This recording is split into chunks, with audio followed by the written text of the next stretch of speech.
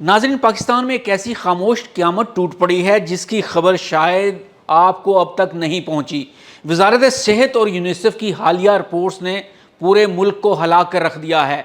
इंकशाफ हुआ है कि हमारे मासूम बच्चों के खून में जहर घुल चुका है और ये जहर कोई आम चीज़ नहीं बल्कि सीसा यानी लेड है।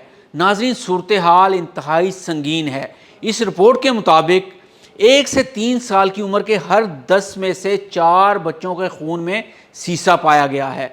आप खुद सोचें, 10 में से 4 बच्चे इसमें मुब्तला हो चुके हैं। और अगर उम्र की बात करें तो ये सिर्फ 1 से 3 साल तक नहीं, बल्कि अगर इस छोटी उम्र में ये सीसा शामिल हो गया तो फिर ये बढ़ती उम्र में भी आगे मुंतकिल होता रहेगा। नाज़रीन, ये रिपोर्ट 1 मई 2026 को वज़ारत सेहत और यूनिसेफ की जानिब से मुश्तरका तौर पर जारी की गई, जिसमें पाकिस्तान के 7 बड़े शहरों के हाई रिस्क इलाकों में बच्चों की सेहत के हवाले से तशवीशनाक हक़ाइक़ बयान किए गए हैं। नाज़रीन, ये वीडियो आपके बच्चों और ख़ानदान के लिए इंतहाई अहम है, क्योंकि मुझे उम्मीद है कि आप इस वीडियो को देख कर अपने बच्चों की लाइफस्टाइल और खाने पीने की आदत का दोबारा ज़रूर जायज़ा लेंगे।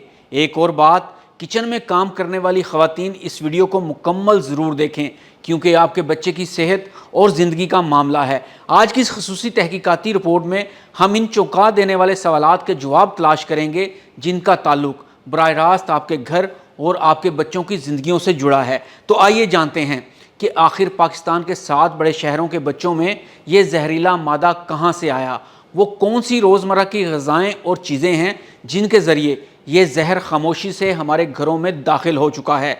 क्या 1 से 3 साल के बच्चे जो अभी बोलना भी ठीक से नहीं सीखते, वो ताहयात ज़हनी माजूरी का शिकार हो रहे हैं? और सबसे अहम बात, क्या हम अपने बच्चों को इस मौत के सौदागर से बचा सकते हैं? नाज़रीन, मेरा नाम है अब्दुल हमीद नकीबी और आज हम इस संगीन सूरत हाल को डिकोड करेंगे। मेरे साथ रहिए, क्योंकि ये वीडियो आपके बच्चे की ज़िंदगी बचाने के लिए सबसे अहम साबित हो सकती है। नाज़रीन, यूनिसेफ, आगा खान यूनिवर्सिटी और वज़ारत सेहत की जो रिपोर्ट सामने आई है वो महज चंद कागजात का पलंदा नहीं बल्कि एक वार्निंग है। इस रिपोर्ट के मुताबिक पाकिस्तान के 7 बड़े शहरों इस्लामाबाद, कराची, लाहौर, पेशावर, क्वेटा, रावलपिंडी और हरीपुर में बच्चों के खून के नमूने लिए गए। अगर पेशावर की बात की जाए तो यहाँ तकरीबन 66% बच्चों के खून में सीसा पाया गया। अगर कराची की बात की जाए तो यहाँ शरह 46% रिकॉर्ड की गई। इसी तरह लाहौर में 21% बच्चों के नमूनों में सीसा पाया गया। इस्लामाबाद की बात की जाए तो वफाकी दारुल हुकूमत में ये शरह सबसे कम यानी सिर्फ 1% रही।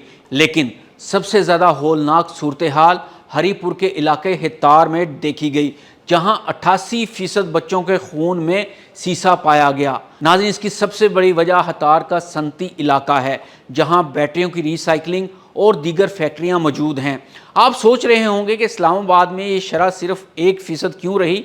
इसका जवाब हम वीडियो के अगले हिस्से में देंगे, जहां हम इन वजूहात का पोस्टमार्टम करेंगे। लेकिन आइए पहले ये जानते हैं कि ये जहर जिस्म में कैसे दाखिल होता है।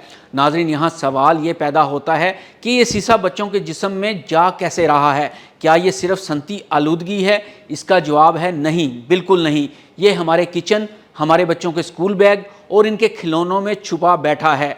नाज़रीन, हम अपने बच्चों को पापड़, चिप्स और चॉकलेट्स ले तो देते हैं, लेकिन क्या हम जानते हैं इन सस्ते पापड़ों और टॉफ़ियों में इस्तेमाल होने वाले मसनूई रंग सीसे से भरपूर हो सकते हैं। हमारी हांडी में इस्तेमाल होने वाली हल्दी, जिसमें पीला रंग निखारने के लिए लेड क्रोमाइड मिलाया जाता है, वो जहर का टीका बनकर बच्चों के पेट में जा रहा है। सुरमा और काजल, हमारे यहाँ रवायती तौर पर बच्चों की आंखों में जो सुरमा डाला जाता है, अक्सर औकात इसमें सीसे की भारी मिकदार होती है जो बराह रास्त खून में जज्ब हो जाती है। अगर पेंट की बात की जाए तो वो पेंट जो आपके घरों की दीवारों पर है, इसमें भी लेड शामिल होता है, या इन खिलौनों पर जो बच्चा मुंह में ले लेता है। नाज़रीन, जब पेंट की पिपड़ियाँ उतरती हैं और बच्चा इन्हें छूता है या वो गर्द की सूरत में फेफड़ों में जाती हैं तो ये सीसा इनके अंदर घर कर लेता है। तो आइए अब ये भी देख लेते हैं कि सीसा खून में शामिल होकर बच्चों की ज़िंदगियों पर क्या असरात मुरतब कर रहा है। सीसा एक ऐसा दुश्मन है जो नज़र नहीं आता, लेकिन ये बच्चे के IQ को चाट जाता है। तिबी माहिरीन का कहना है कि अगर खून में सीसे की मिकदार बढ़ जाए तो बच्चा ताहयात ज़हनी तौर पर सुस्त हो जाता है। क्या आपका बच्चा चलते हुए बार बार गिरता है?